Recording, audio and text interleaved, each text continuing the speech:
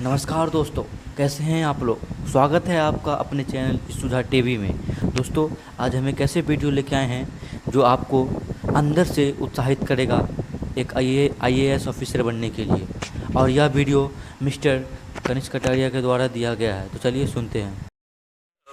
मैं एक बता देता हूँ कि थोड़ा मेरी लाइफ के बारे में बता देता हूँ। मैंने 2010 में आईटी का एग्ज़ाम दिया था। पूलिंग मेरी कोटा में हुई थी एंड बचपन से मुझे साइंस बैकग्राउंड में ज़्यादा इंटरेस्ट था। सोशल साइंस अपनी सिविक्स, ज्योग्राफी, हिस्ट्री, इन सब में बिल्कुल भी इंटरेस्ट नहीं आता था। मेरी कोशिश थी कि भाई 10वीं क्लास तक, बोर्ड तक एक बार पढ़ के इनको हटा दूँ, फिर 11th के बाद में तो आएगा भी नहीं। बिल्कुल इंटरेस्ट नहीं था, मैं एकदम दूर भागता था उनसे, एकदम रट्टा मार मार के उनको मैंने निकाला था, क्योंकि मेरा पूरा मैथ्स वगैरह में इंटरेस्ट था। फिर कोटा में वैसे एनवायरनमेंट भी होता है, तो मैंने आईआईटी का एग्ज़ाम दिया, वो एग्ज़ाम भी क्लियर हो गया। फिर मैं आईआईटी बॉम्बे गया वहाँ ग्रेजुएशन करने।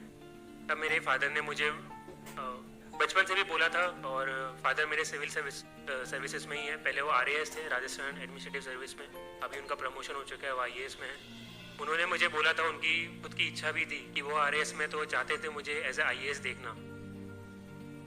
बट मैं क्योंकि उस एनवायरनमेंट में रहा था, बचपन से मैंने सारी चीज़ें देखी थी, तो कभी मुझे उसका इंटरेक्शन नहीं आया कि यार ये लाल बत्ती की गाड़ी क्या होती है, या ये सोशल स्टेटस क्या होता है, यार ये रिस्पेक्ट क्या होती है। वो सामने दिखता रहता था मेरे लिए। वो घर की मुर्गी दाल बराबर जैसी चीज़ थी, मुझे कभी इंटरेस्ट नहीं था। नहीं नहीं, प्लीज़ आप ताली मत बजाइए, आप सुनिए जो मैं बोल रहा हूँ। ताली आप एंड में जितनी बजानी है बजा लीजिएगा। तो मेरा था कि ये चीज़ तो मैंने देख रखी है लाइफ में, मुझे कुछ और ट्राई करना है, मुझे खुद की ज़िंदगी बनानी है, मुझे खुद के पैरों पे खड़े होकर कुछ करना है। और मेरा था कि मुझे कभी तो इंडिया के बाहर जाके भी एक बार रहना है या काम करना है। उसी इंटेंशन से मैंने कॉलेज में पढ़ाई भी करी, अच्छे से पूरा ग्रेजुएशन वगैरह करा। और 2014 में जब मेरा फाइनल ईयर था, ग्रेजुएशन हुआ, तब मुझे सैमसंग साउथ कोरिया में जॉब ऑफर मिला था, प्लेसमेंट्स में कॉलेज के अंदर। तो तब मुझे बहुत खुशी हुई कि यार बचपन से मेरी ये इच्छा थी, दिली इच्छा थी कि मुझे एक बार बाहर जाना है, और वो अपॉर्चुनिटी मेरे सामने है। फिर मेरे फादर ने तब एक बार फिर से बोला कि तुम अभी ग्रेजुएशन कर चुके हो, तुम एलिजिबल हो चुके हो यूपीएससी लिखने के लिए, एक बार कोशिश करो। क्योंकि उन्हें पता था कि मेरे अंदर कितना पोटेंशियल है। मुझे खुद को लगता था कि यार ठीक है, एप्टीट्यूड वगैरह ठीक है, जनरल साइंस मेरे बस की बात नहीं है। मैं कभी न्यूज़पेपर भी नहीं पढ़ता था, कि ये मुझसे कभी नहीं हो सकता। तो मैंने उनको मना करा कि नहीं है। उन्होंने फिर एकदम मेरे से बिना पूछे मेरा फॉर्म भर दिया। 24 अगस्त को एग्ज़ाम था, 23 अगस्त की रात को उन्होंने बताया कि ये लो तुम्हारा एडमिट कार्ड, कल सुबह जाके एग्ज़ाम लिख कर आना। मैंने बोला अगले हफ्ते 10-15 दिन के बाद में मेरी फ्लाइट थी। मैंने बोला कि नहीं, मैं तो जा रहा हूँ, जॉब है। बोला कि ठीक है चले जाओ जॉब पे, मैं फोर्स नहीं कर रहा, बस मेरा मन रखने के लिए हो। और नहीं, वो तो होना तो है वैसे भी नहीं है, क्योंकि तुमने तैयारी करी नहीं है, पर पता तो चल जाएगा, क्या पता तुम्हारा कभी बाद में मन बन जाए। मैंने बोला कि नहीं, पहले तो मना करा। फिर उन्होंने दीदी से थोड़ी मिली भगत कर ली थी, उसका भी फॉर्म भर दिया। बोला देखो इसको भी भेज रहा हूँ, ये भी जारी है, तो तुम भी चले जाओ। तो मैंने बोला कि अब ठीक है, घर पे बैठा हूँ, क्या कर रहा हूँ संडे। मैंने पेपर खोल के देखा और मुझे कुछ नहीं आया उसके अंदर। पूरा जो पेपर 1 होता है जीएस का, तो होता ये था कि उसके पहले हमेशा जीएस 1 और जीएस 2 जो 2 पेपर होते हैं प्रीलिम्स के, उसके अंदर जीएस और सीसैट वाला दोनों के नंबर जुड़ते थे, और कट ऑफ इंजीनियर्स को फ़ायदा होता था कि वो सेकंड पेपर में ज़्यादा मार्क्स लेके जीएस थोड़ा बैलेंस करके 50-60 नंबर लाके वो भी क्वालिफाई कर लेते थे।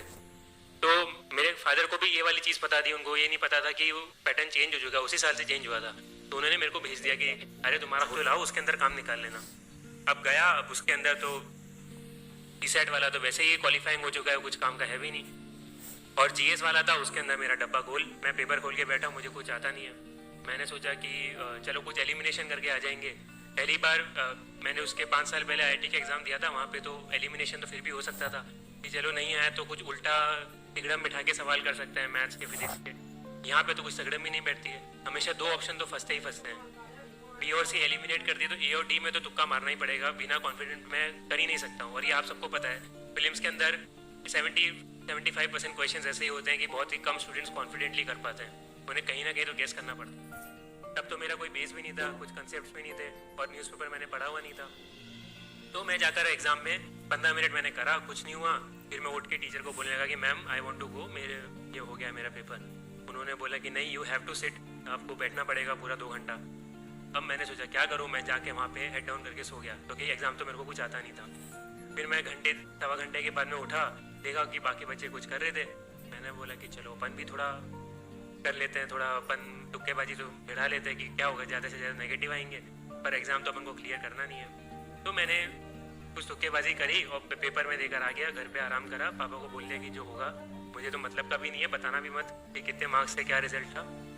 फिर उसके कुछ 7-8 में तो आराम से जॉब करने चले गया। 7-8 महीने बाद उनका फ़ोन आया कि ऐसे ऐसे हुआ है, तुम्हारा होना तो था नहीं तो हुआ भी नहीं, और कितने मार्क्स तुम्हारे सी सेट में कुछ बहुत अच्छे नंबर आए हैं, क्योंकि वो मेरा स्ट्रॉन्ग था, और जीएस में होंगे सिंगल डिजिट या कुछ 10-15-20 नंबर से ऊपर नंबर नहीं होंगे मैं 200 के अंदर से।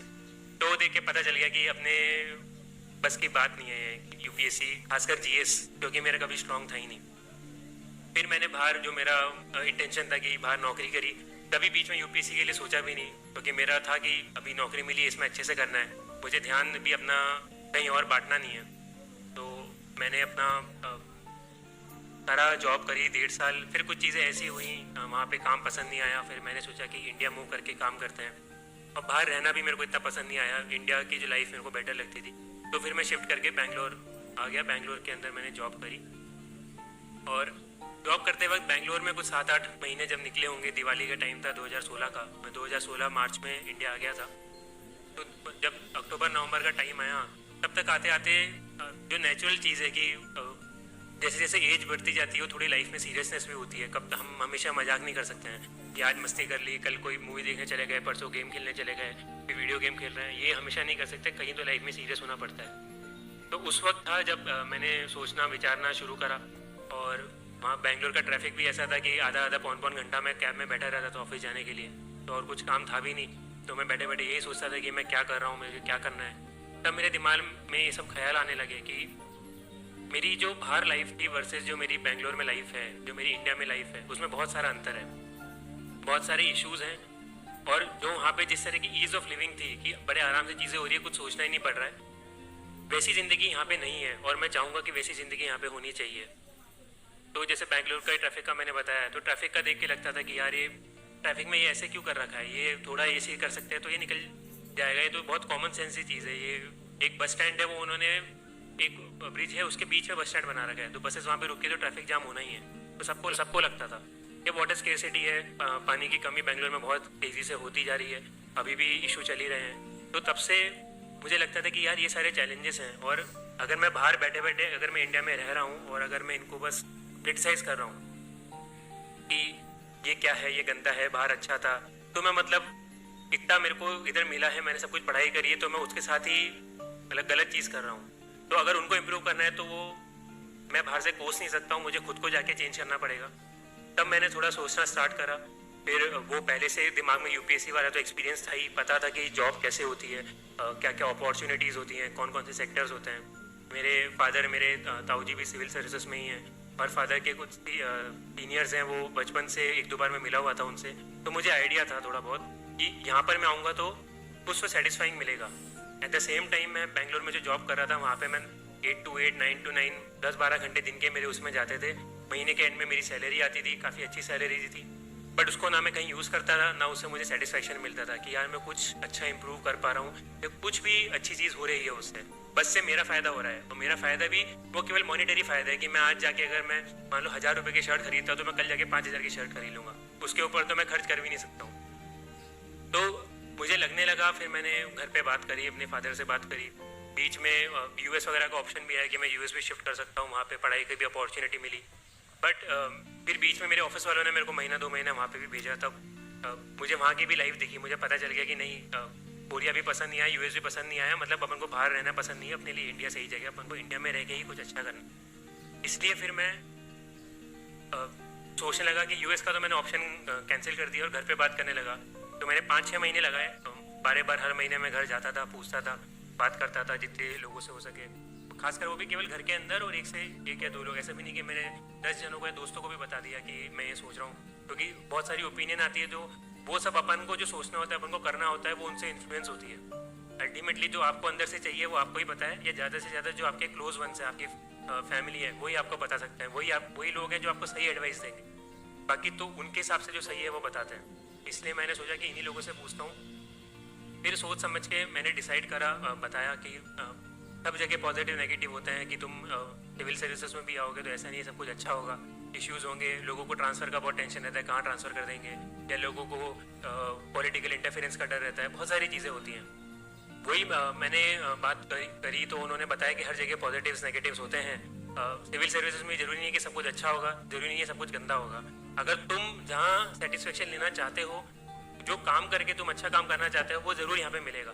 तो इसका मुझे पता था कि अगर मैं अच्छा ही ढूंढूंगा तो मेरे को अच्छा ही मिल जाएगी, बट अगर मैं केवल बुराई ढूंढूंगा उस चीज़ के अंदर तो मेरे को बुराई भी मिल जाएगी। और अगर मैं प्राइवेट जॉब कंटिन्यू करता हूँ तो वहाँ पे भी है कि ठीक है, मेरे को अच्छी सैलरी मिल रही है, सब कुछ बढ़िया है, मैं अच्छी लाइफ जी सकता हूँ, मैं महंगी कार खरीद ली, ये कर लिया, जो करना है मैं कर सकता हूँ। But at the same time जो सेटिस्फेक्शन है कि मैं कुछ अच्छा काम कर रहा हूँ, वो वहाँ पे नहीं मिलता है। या मैं बैंगलोर में हूँ, वहाँ पे ट्रैफिक में फंस रहा हूँ, तो पता है कि वो भी नेगेटिव ही हुआ उस जॉब का।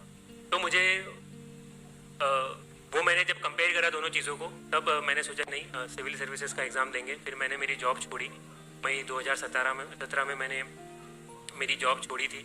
उसके बाद में मैंने मेरी प्रिपरेशन स्टार्ट करी। ये एग्ज़ाम मेरा 1 साल का या मेरा 1.5 साल का टाइमलाइन था। तो अब लोग बोलने में बोल सकते हैं कि ठीक है मेरे 2 अटेम्प्ट थे, बट मैं इसको पर्सनली फर्स्ट अटेम्प्ट ही काउंट करता हूँ, क्योंकि पहला अटेम्प्ट तो था कि मेरे को एग्ज़ाम के एक दिन पहले पता चला कि मुझे कल जाके एग्ज़ाम लिख कर आना है, और मैं इसको as a time period count करता हूँ। कोई मेरे से पूछेगा तो मैं बोलूँगा मैंने ज़िंदगी के 1.5 साल 2 साल डाले यूपीएससी क्लियर करने के लिए, और वो लगते ही हैं, वो सबके ही उतने मिनिमम तो इतना अमाउंट डालना पड़ेगा आपको।